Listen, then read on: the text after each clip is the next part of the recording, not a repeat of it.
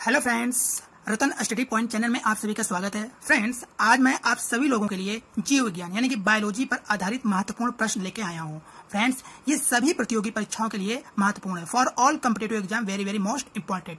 यहाँ पे देखिए, most important and previous objective question. मेरे कहने का मतलब है ये सारे क्वेश्चन एग्जाम में आए हुए हैं, तो आप लोग पेन कॉपी लेके बैठिएगा और जितना भी मैं क्वेश्चन जो भी बताऊं उसमें मैं कुछ एक या दो पॉइंट एक्स्ट्रा बताऊंगा, तो वो सभी क्वेश्चन आप लोग नोट कर लीजिएगा। ठीक, तो चलिए बिना देर के हुए हम लोग शुरुआत करते हैं। यहाँ पे देखिए, पहला पॉइंट क्या कह रहा है दोस्तों, विटामिन क्या लिखा है दोस्तों, विटामिन B1 की कमी से बेरी बेरी नामक रोग होता है। पहले जिस तरह मैंने लिखा है वैसे आप लोग पढ़ लीजिए, बार बार पढ़िए। विटामिन B1 की कमी से बेरी बेरी नामक रोग होता है। अब यहाँ पे देखिए और किस तरह ये मतलब क्वेश्चन बनेगा एग्जाम में कि किस विटामिन की कमी से बेरी बेरी नामक रोग होता है, तो इसका आंसर क्या होगा दोस्तों, विटामिन B1 की कमी से बेरी बेरी रोग होता है। तो आप लोग लिख लीजिए कि किस विटामिन की कमी से बेरी बेरी नामक रोग होता है, तो आंसर में लिखिए दोस्तों विटामिन B1। अब देखिए एक तरह से और क्वेश्चन पूछेगा कि विटामिन B1 की कमी से कौन सा रोग होता है, इसको भी लिख लीजिए दोस्तों। मैं फिर से बोल दे रहा हूँ, विटामिन B1 की कमी से कौन सा रोग होता है, तो इसका आंसर होगा दोस्तों बेरी बेरी नामक रोग होता है। तो बार बार आप मेरी तरह से पढ़िए, मैं एक बार फिर से पढ़ दे रहा हूँ। विटामिन B1 की कमी से बेरी बेरी नामक रोग होता है। विटामिन B1 की कमी से कौन सा रोग होता है, तो इसका आंसर होगा दोस्तों बेरी बेरी। और किस विटामिन की कमी से बेरी बेरी नामक रोग होता है, तो इसका आंसर होगा दोस्तों विटामिन B1। अब आते हैं नेक्स्ट क्वेश्चन पे। यहाँ देखिए क्या दिया दोस्तों, विटामिन B1 का क्या दिया दोस्तों, विटामिन B1 का रासायनिक नाम थायमिन है। क्या है दोस्तों, थायमिन। अब देखिए, अब ये किस तरह ये क्वेश्चन बनेगा, तो यहाँ देखिए किस विटामिन का रासायनिक नाम थायमिन है, इसको लिख लीजिए। किस विटामिन का रासायनिक नाम थायमिन है, तो आपका जो है आंसर क्या होना चाहिए दोस्तों, विटामिन B1। क्या होगा दोस्तों, विटामिन B1। या इसको ऐसे भी पूछ सकता है, विटामिन B1 का रासायनिक नाम क्या है, विटामिन B1 का रासायनिक नाम क्या है, तो इसका आंसर दोस्तों थायमिन। ठीक, तो अब आते हैं हम लोग नेक्स्ट क्वेश्चन पे। यहाँ देखिए नेक्स्ट क्वेश्चन क्या दिया दोस्तों, विटामिन क्या दिया दोस्तों, विटामिन B1 पाया जाता है। कहने का मतलब विटामिन B1 किसमें पाया जाता है, तो आपका आंसर क्या होना चाहिए दोस्तों, या फल में पाया जाता है, चावल में पाया जाता है, अंडा में पाया जाता है, मांस, दूध, सोयाबीन, अंकुरित अनाज इत्यादि में पाया जाता है। तो मुझे उम्मीद होगा कि ये सारे क्वेश्चन आपको, ये 3 पॉइंट्स है, प्रत्येक पॉइंट्स मैंने दो एक्स्ट्रा बताया है, तो आप लोग बार बार इसको पढ़िए जैसे मैं पढ़ रहा हूँ, ताकि ये सारे क्वेश्चन का आंसर आपके दिमाग में बैठ जाए। तो चलिए बिना देर के हम लोग फिर से एक बार पढ़ते हैं। विटामिन B1 की कमी से बेरी बेरी नामक रोग होता है।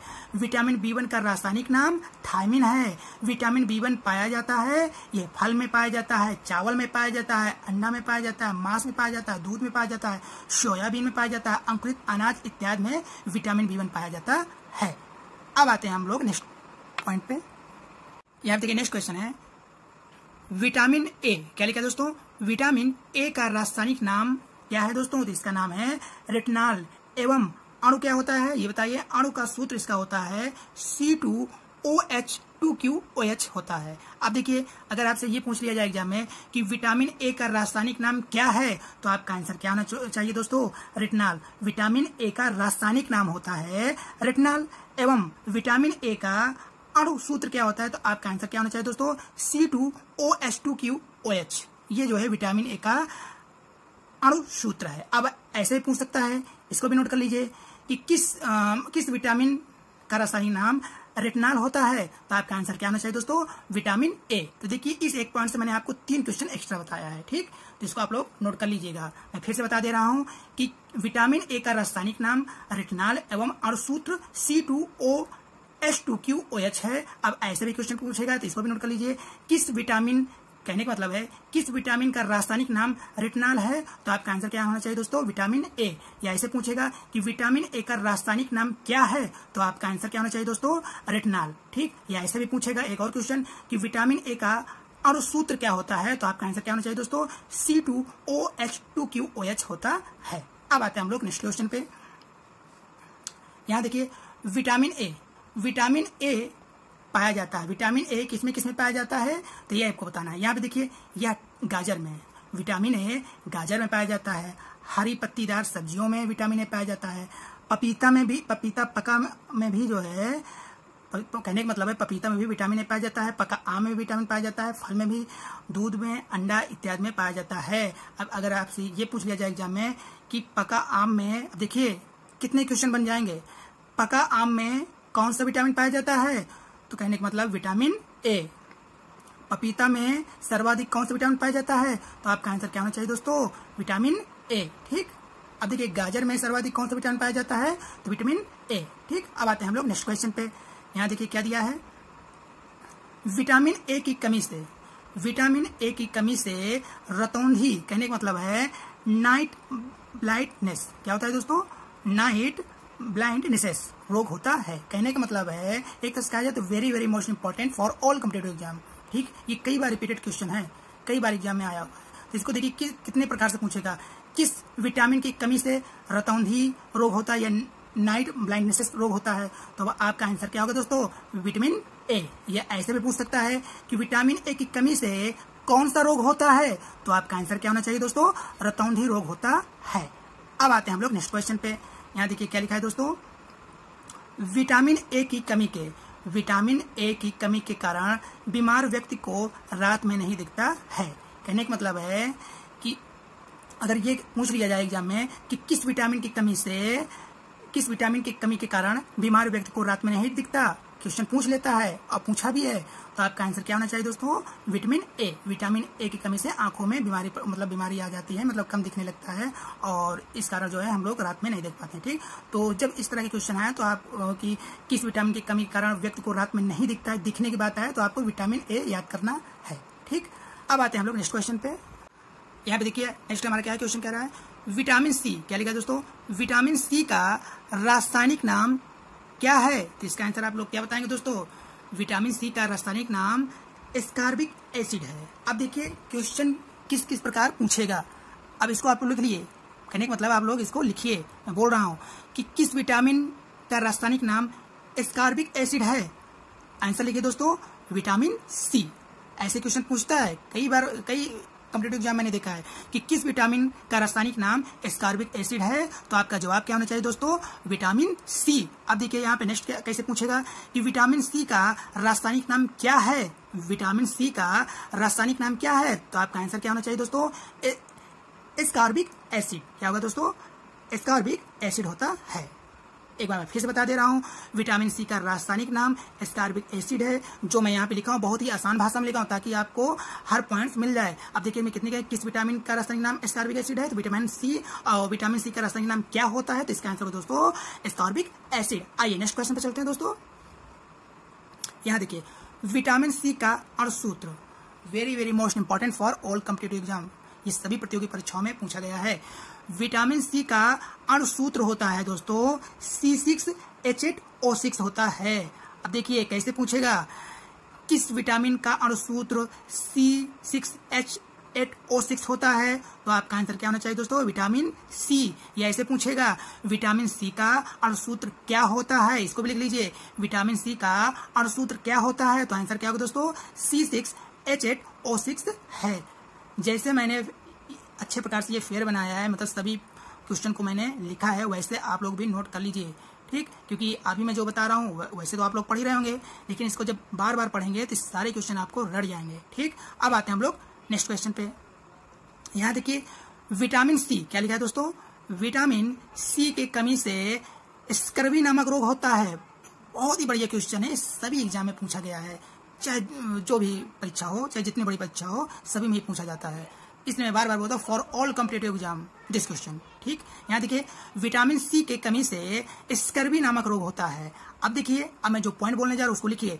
अगर आपसे ये पूछा जाए कि विटामिन सी के कमी से कौन सा रोग होता है, तो इसका आंसर क्या होगा दोस्तों, स्कर्वी नामक रोग होता है। यही तो पूछेगा क्वेश्चन, विटामिन सी के कमी से कौन सा रोग होता है, तो कौन की जगह क्या आएगा दोस्तों, स्कर्वी आएगा। ठीक, अब देखो इसको ऐसे भी पूछेगा, किस विटामिन की कमी से स्कर्वी नामक रोग होता है, इसको भी लिख लीजिए, किस विटामिन की कमी से स्कर्वी नामक रोग होता है, तो आपका आंसर क्या होना चाहिए दोस्तों, विटामिन सी। विटामिन सी की कमी से स्कर्वी नामक रोग होता है।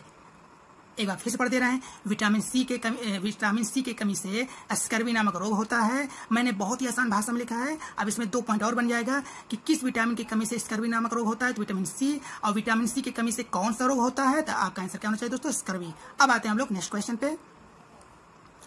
यहाँ पे देखिए क्या दिया दोस्तों, विटामिन सी में पाया जाता है, मतलब कहने का मतलब विटामिन सी में क्या क्या पाया जाता है, तो इसका आंसर दोस्तों यह खट्टे रसदार फल।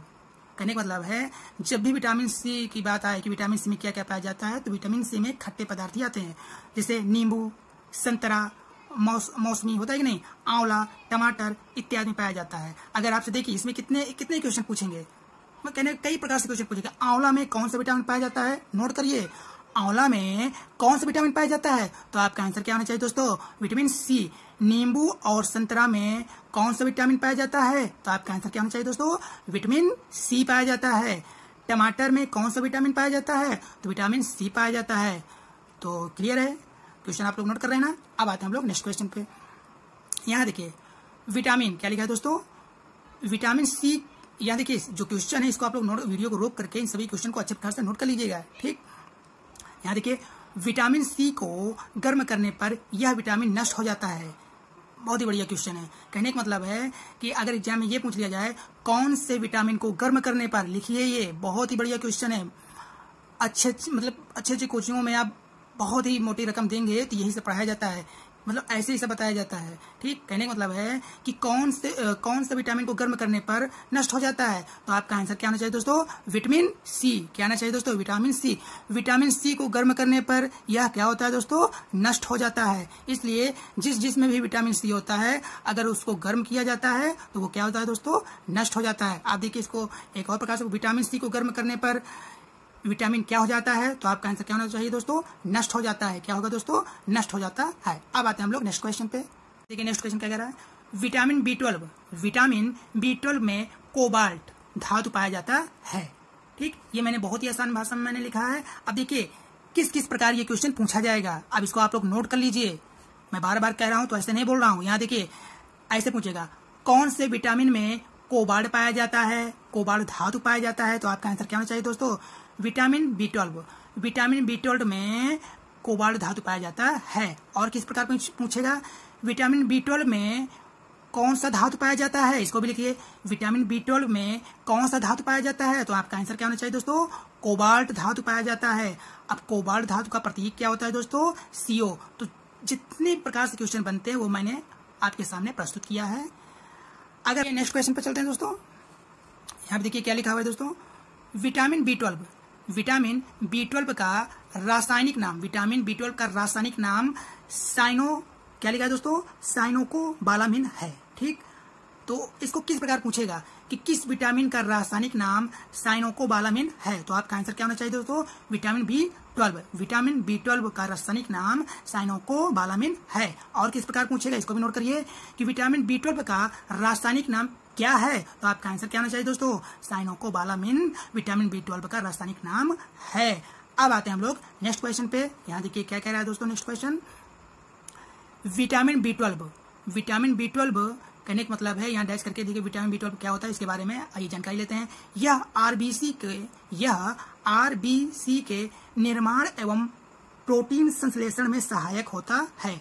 अगर आपसे ये क्वेश्चन पूछा है इसलिए मैंने बहुत ही अच्छे तरीके से इसको लिखा है कि आरबीसी के निर्माण एवं प्रोटीन संश्लेषण में कौन सा विटामिन सहायक होता है, तो इसका आंसर है दोस्तों विटामिन B12, ठीक। एक बार फिर से पढ़ दे रहा हूं, विटामिन B12 में आरबीसी के निर्माण एवं प्रोटीन संश्लेषण में सहायक होता है। अब आते हैं हम लोग नेक्स्ट क्वेश्चन पे। यहाँ देखिए नेक्स्ट क्वेश्चन क्या दिया है दोस्तों, विटामिन B12 में पाया जाता है, तो विटामिन B12 में क्या क्या पाया जाता है, देखिए मांस, कलेजी, दूध इत्यादि में पाया जाता है क्या, विटामिन B12। अगर आपसे पूछ लिया जाए मांस, कलेजी, दूध किस विटामिन पाया जाता है, तो आपका आंसर क्या होना चाहिए दोस्तों, विटामिन B12, ठीक। अब देखिए एक बार फिर से पढ़ दे रहे हैं इसको अच्छी प्रकार से, किस विटामिन, कहने का मतलब है किस विटामिन में मांस, कलेजी, दूध पाया जाता है, तो आपका आंसर क्या होना चाहिए दोस्तों, विटामिन B12, ठीक। अब आते हैं नेक्स्ट क्वेश्चन पे। विटामिन B12 की कमी से शरीर में रक्त, कहने का मतलब है ब्लड की कमी होती है। अब देखिए इसमें कितने प्रकार से क्वेश्चन पूछेंगे। किस विटामिन की कमी से शरीर में रक्त यानी कि ब्लड की कमी होती है? तो आपका आंसर क्या होना चाहिए दोस्तों? Vitamin B12। क्या होना चाहिए दोस्तों? विटामिन B12 की कमी से शरीर में रक्त की कमी होती है। अब देखिए ऐसे पूछ सकता है कि विटामिन B12 की कमी से शरीर में किसकी कमी होती है? तो आपका आंसर क्या होना चाहिए दोस्तों? रक्त की कमी होती है। विटामिन B12 की कमी से शरीर में किसकी कमी हो जाती है? तो आपका आंसर क्या होना चाहिए दोस्तों? रक्त यानी कि ब्लड की कमी हो जाती है। अब आते हैं हम लोग नेक्स्ट क्वेश्चन पे। यहाँ देखिए विटामिन B12 वर्षा के जल में पाया जाता है। अगर आपसे ये पूछ लिया जाए कि विटामिन B12 किस में पाया जाता है, तो आपका आंसर क्या होना चाहिए दोस्तों? वर्षा के जल में पाया जाता है विटामिन B12। आइए फिर से पढ़ लेते हैं। विटामिन B12 वर्षा के जल में पाया जाता है। आइए नेक्स्ट क्वेश्चन पे चलते हैं दोस्तों। विटामिन B12 समुद्र के जल में पाया जाता है। कहने का मतलब है वर्षा के जल में भी पाया जाता है और समुद्र के जल में भी पाया जाता है विटामिन B12। तो आइए मेरे साथ एक बार सारे क्वेश्चन को एक बार फिर से पढ़िए और अच्छे तरीके से पढ़िए ताकि क्वेश्चन जो है आपके दिमाग में बैठ जाए। इसका जो आंसर है क्वेश्चन का डायरेक्टली आपके दिमाग में बैठ जाए। तो मेरे साथ पढ़िए आइए बार बार। विटामिन B12 में कोबाल्ट जिसका प्रतीक होता है धातु पाया जाता है। विटामिन B12 का रासायनिक नाम साइनोकोबालामिन होता है। विटामिन B12 यह आरबीसी के निर्माण एवं प्रोटीन संश्लेषण में सहायक होता है।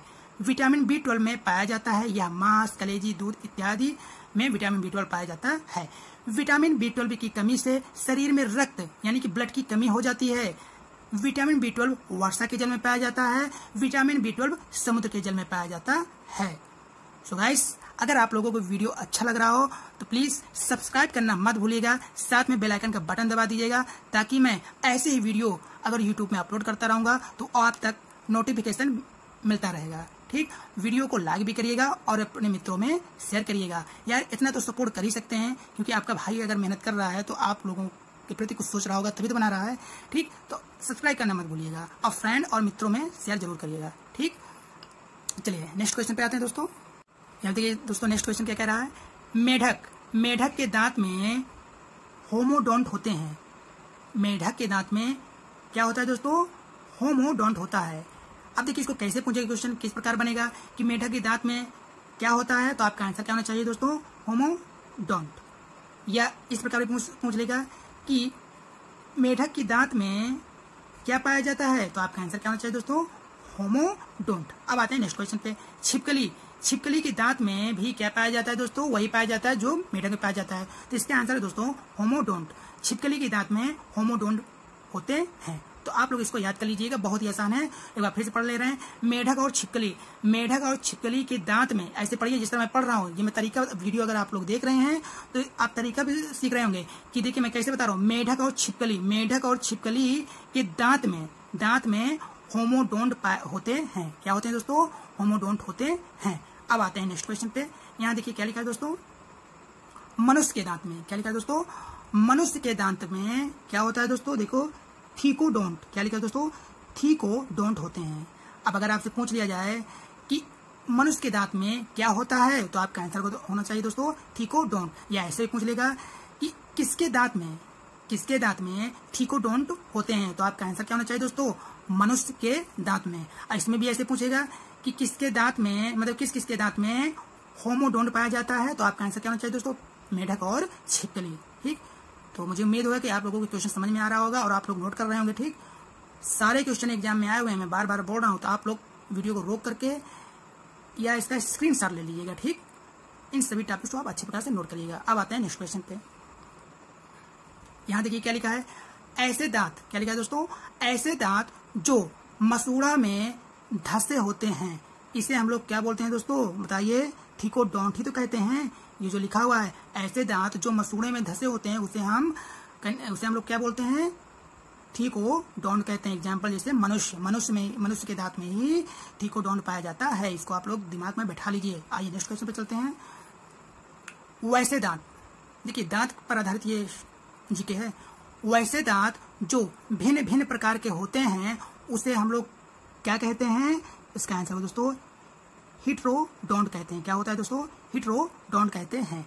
वैसे दांत जो भिन्न भिन्न प्रकार के होते हैं, जब भिन्न मतलब वैसे दांत जो भिन्न भिन्न की बात है तो वहां होता है दोस्तों हिट्रोडोंट कहते हैं। देखिए नेक्स्ट क्या कह रहा है दोस्तों। मनुष्य के दांत कहने का मतलब है हेटेरोडोंट प्रकार के होते हैं। ये 4 प्रकार के होते हैं। कितने प्रकार के होते हैं दोस्तों? 4 प्रकार। कहने का मतलब है मनुष्य के दांत कितने प्रकार के होते हैं? तो आपका जवाब क्या होना चाहिए दोस्तों? 4 प्रकार के होते हैं। मनुष्य के दांत कितने प्रकार के होते हैं या हेटेरोडोंट कितने प्रकार के होते हैं? तो आपका जवाब क्या होना चाहिए दोस्तों? 4 प्रकार का होता है। आइए देखते हैं। तो यहाँ देखिए जो 4 प्रकार है क्या है दोस्तों। पहला दिया है इंसीजर, जिसको हम प्रदर्शित करते हैं कैपिटल आई से। सेकंड क्या दिया दोस्तों? कैनाइन। क्या दिया दोस्तों? कैनाइन, जिसको हम कैपिटल सी से प्रदर्शित करते हैं। दूसरा क्या दिया? तीसरा क्या दिया दोस्तों? Pre molar. क्या दिया दोस्तों? प्री मोलर, जिसको हम पीएम से प्रदर्शित करते हैं। फोर्थ क्या दिया दोस्तों? मोलर, जिसको हम कैपिटल एम से प्रदर्शित करते हैं। तो मनुष्य के दांत जो कितने प्रकार के होते हैं? 4 प्रकार के होते हैं। कौन कौन से हैं ये बकायदे मैंने लिख दिया है, इसको आप लोग अच्छे प्रकार से नोट कर लीजिएगा। ठीक, अब आते हैं हम लोग नेक्स्ट पॉइंट पे। यहाँ देखिए क्या दिया दोस्तों? स्टार्च। अगर आप लोग कॉम्पिटिटिव एग्जाम की तैयारी कर रहे हैं तो आप लोग समझ गए होंगे कि ये क्वेश्चन कितनी बार रिपीटेड है। कई बार, मतलब सभी एग्जाम में ये पूछा जाता है। For all competitive exam this question is very very most important. यहाँ क्या दिया है दोस्तों? स्टार्च से संबंधित ग्लूकोज है। अब क्वेश्चन कैसे बनेगा दोस्तों? देखिए यहाँ पे कि किससे संबंधित ग्लूकोज है। कहने का मतलब है किससे संबंधित ग्लूकोज है। तो आपका आंसर क्या होना चाहिए दोस्तों? स्टार्च। क्या आना चाहिए दोस्तों? स्टार्च। स्टार्च से संबंधित ग्लूकोज है। ये ऐसे पूछेगा स्टार्च से संबंधित क्या है, तो आपका आंसर क्या होना चाहिए दोस्तों? ग्लूकोज। तो आइए मेरे साथ फिर से पढ़िए, स्टार्च से संबंधित ग्लूकोज है। नेक्स्ट क्वेश्चन क्या है दोस्तों? ग्लूकोज। क्या लिखा है दोस्तों? ग्लूकोज का रासायनिक सूत्र C6H12O6 होता है। Very very most important for all competitive exam.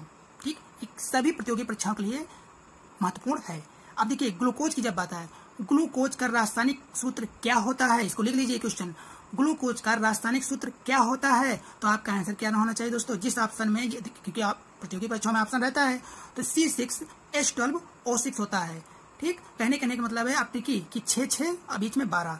आपके दिमाग में ये होना चाहिए कि 6 और बीच में 12 होना चाहिए। ठीक, तो एक बार फिर से पढ़िए कि ग्लूकोज का रासायनिक सूत्र C6H12O6 होता है। या ऐसे पूछेगा कि किसका रासायनिक सूत्र C6H12O6 होता है, तो आपका आंसर क्या होना चाहिए दोस्तों? ग्लूकोज। क्या होगा दोस्तों? ग्लूकोज। अब आते हैं हम लोग नेक्स्ट क्वेश्चन। देखिए नेक्स्ट क्या है क्वेश्चन दोस्तों? फ्रुक्टोज। फ्रुक्टोज प्राकृतिक रूप से सबसे अधिक मीठा होता है। ठीक, अब इसको तो आप लोग पढ़ लिए कि मैं बहुत ही आसान तरीके से लिखाया हूँ। अब कैसे क्वेश्चन पूछेगा एग्जाम में? प्राकृतिक रूप से सबसे अधिक मीठा क्या होता है, तो आपका आंसर होना चाहिए दोस्तों फ्रुक्टोज। फ्रुक्टोज जो है प्राकृतिक रूप से सबसे अधिक मीठा होता है। अब आते हैं दोस्तों नेक्स्ट क्वेश्चन पे। यहाँ देखिए फ्रुक्टोज। फ्रुक्टोज शहद में पाया जाता है। बहुत ही बढ़िया क्वेश्चन है। देखिए कैसे क्वेश्चन पूछेगा, इसको तो आप लोग पढ़ लिए कि फ्रुक्टोज शहद में पाया जाता है। किस में पाया जाता है दोस्तों? शहद में। ये शहद लिखा हुआ है। ठीक, तो यहाँ देखिए फ्रुक्टोज में क्या पाया जाता है। एक और क्वेश्चन बन गया, फ्रुक्टोज में क्या पाया जाता है, तो आपका आंसर होना चाहिए दोस्तों शहद। क्या होना चाहिए दोस्तों? शहद। फ्रुक्टोज में शहद पाया जाता है। यहाँ देखिए क्या है दोस्तों? शहद। ठीक, अब देखिए शहद में क्या पाया जाता है, ये तीसरा क्वेश्चन बन गया। इसको नोट करिए, शहद में मतलब इतने, शहद में क्या पाया जाता है, तो आपका आंसर क्या होना चाहिए दोस्तों? फ्रुक्टोज। शहद में फ्रुक्टोज पाया जाता है। ठीक, मुझे उम्मीद है क्वेश्चन आपको समझ में आ गया होगा। अब आते हैं नेक्स्ट क्वेश्चन पे। यहाँ देखिए नेक्स्ट क्या कह रहा है? कृत्रिम। क्या लिखा दोस्तों? कृत्रिम रूप से सबसे अधिक मीठा सैकरीन होता है। कहने का मतलब है कृत्रिम रूप से अगर बात कहे, अगर प्रश्न में कृत्रिम रूप से सबसे अधिक मीठा पूछे तो क्या होना चाहिए आंसर इसका? सैकरीन होता है। लेकिन इससे ऊर्जा की प्राप्ति नहीं होती है। यह क्या लिखा है दोस्तों? यह बर्फ उद्योग में काम आता है। ठीक, देखिए अगर आपसे देखिए प्रश्न अगर ऐसे पूछे कृत्रिम रूप से सबसे अधिक मीठा सैकरीन होता है और प्राकृतिक रूप में सबसे अधिक मीठा फ्रुक्टोज होता है। देखिए मैं वीडियो अगर देख रहे हैं तो आप लोग जिस तरह मैं बता रहा हूँ, ताकि इस तरह आप लोगों को याद हो जाए ना कि प्राकृतिक रूप से सबसे अधिक फ्रुक्टोज मीठा होता है और कृत्रिम रूप से सबसे अधिक मीठा सैकरीन होता है। क्या होता है दोस्तों?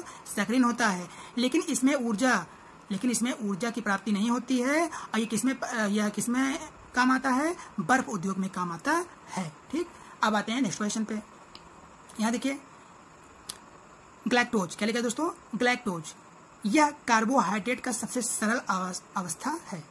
अगर आपसे ये पूछा जाए कि कार्बोहाइड्रेट का सबसे सरल अवस्था क्या है, तो आपका आंसर होगा दोस्तों ग्लैक्टोज। क्या होगा दोस्तों? ग्लैक्टोज। आते हैं नेक्स्ट क्वेश्चन पे।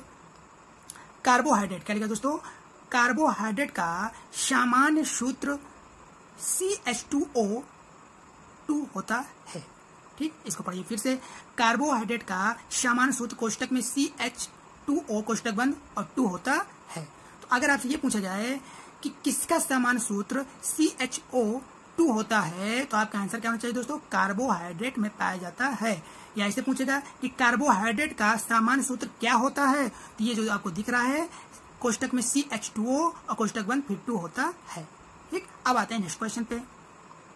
यहाँ देखिए नेक्स्ट क्वेश्चन क्या कह रहा है दोस्तों, यहाँ देखिए नेक्स्ट क्या है दोस्तों, क्या लिखा दोस्तों, 1 ग्राम कार्बोहाइड्रेट से 4.2 कैलोरी ऊर्जा मिलती है।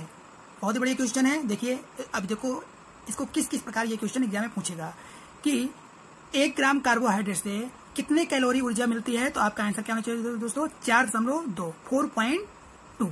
ठीक, एक बार फिर पढ़िए। 1 ग्राम कार्बोहाइड्रेट से 4.2 कैलोरी ऊर्जा मिलती है।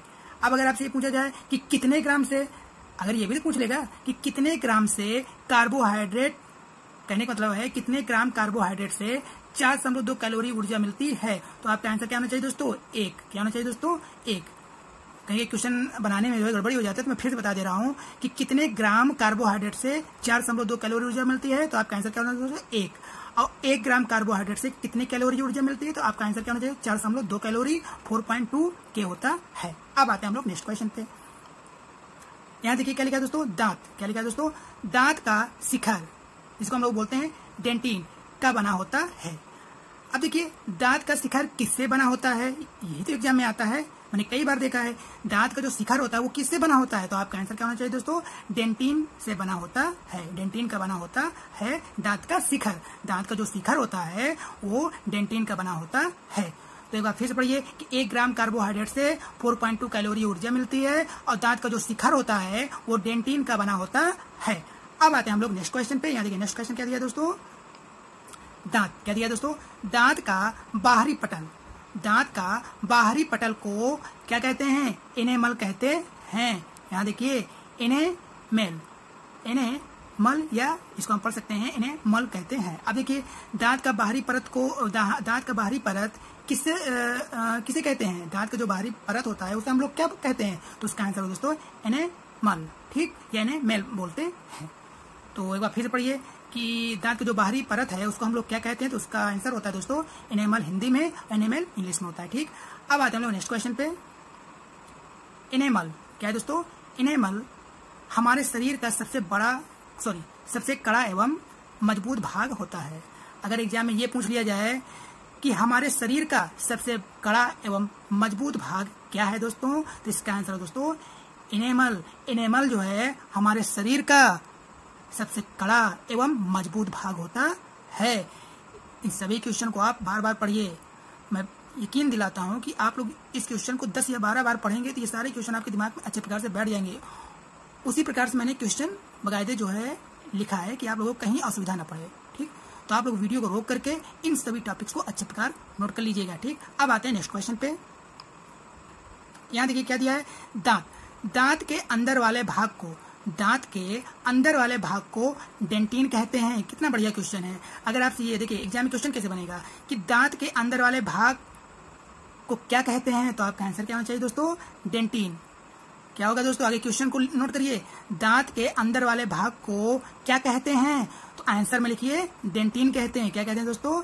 डेंटिन। अब देखिए अब किस तरह आएगा कि दांत के जो अंदर वाला भाग होता है उसको हम डेंटिन कहते हैं। अब देखिए किस वाले भाग को डेंटिन कहते हैं, तो आपका आंसर मतलब किस दांत वाले भाग को डेंटिन कहते हैं, तो आपका आंसर क्या होना चाहिए दोस्तों? अंदर वाले भाग को। दांत के अंदर वाले भाग को हम डेंटिन कहते हैं। ठीक, तो ऐसे ऐसे क्वेश्चन बनते हैं। तो देखिए एक बार फिर से पढ़ दे रहा हूँ। एनेमल हमारे शरीर का सबसे कड़ा एवं मजबूत भाग है और दांत के अंदर वाले भाग को डेंटिन कहते हैं। अब आते हैं नेक्स्ट क्वेश्चन पे। यहाँ देखिए नेक्स्ट क्वेश्चन क्या कह रहा है दोस्तों, डेंटिन। डेंटिन के उपस्थित में यह मुलायम एवं लचीला होता है और ये नाक एवं कान के निर्माण में सहायक होता है। ठीक, एक बार फिर से क्वेश्चन को पढ़िए। डेंटिन के उपस्थित में यह मुलायम एवं लचीला होता है और ये नाक एवं कान के निर्माण में सहायक होता है।